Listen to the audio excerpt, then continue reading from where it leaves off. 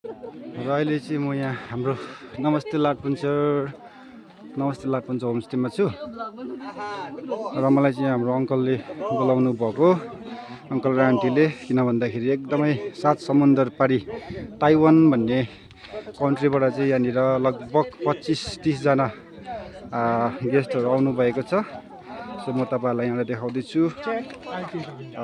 So मसँग को बोल्छ होला,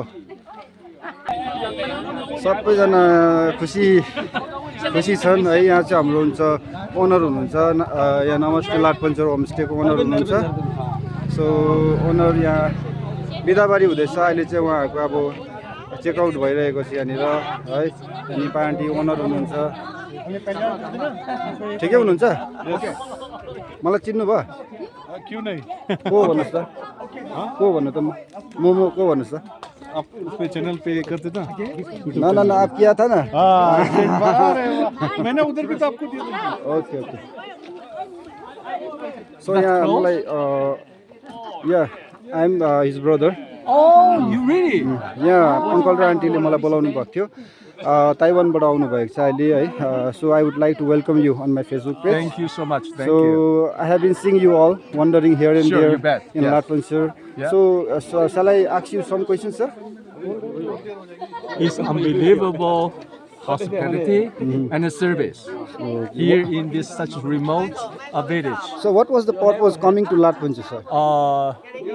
The birding and this area, scenic place and very cozy landscape. We enjoy everything. After all, Latvia. We enjoy everything. After all, Latvia is the paradise of birding. It is. So how yes. did you feel? It's unbelievable. So, sir, how many kinds of species of birds you find Honestly, here? I didn't count, but many birds are our live bird. Can you tell me one name?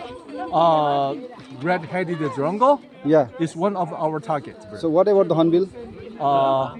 Hornbill, we will see it next time. Are you coming? We will come again, sure. Will you come back again? We will come again. Yes. What kind of message you are going to give in your country regarding Latvia and this Namaste Latvia homestay, and what kind of message you are going to really?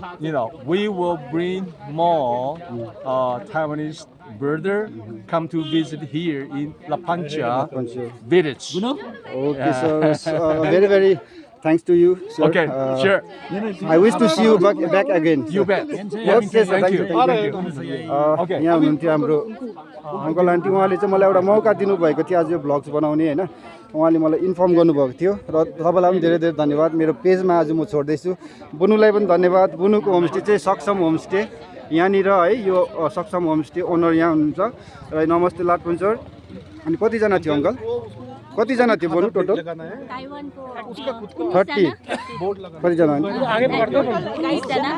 30 है। तपाईँले मिलेर राख्नु भएको थियो?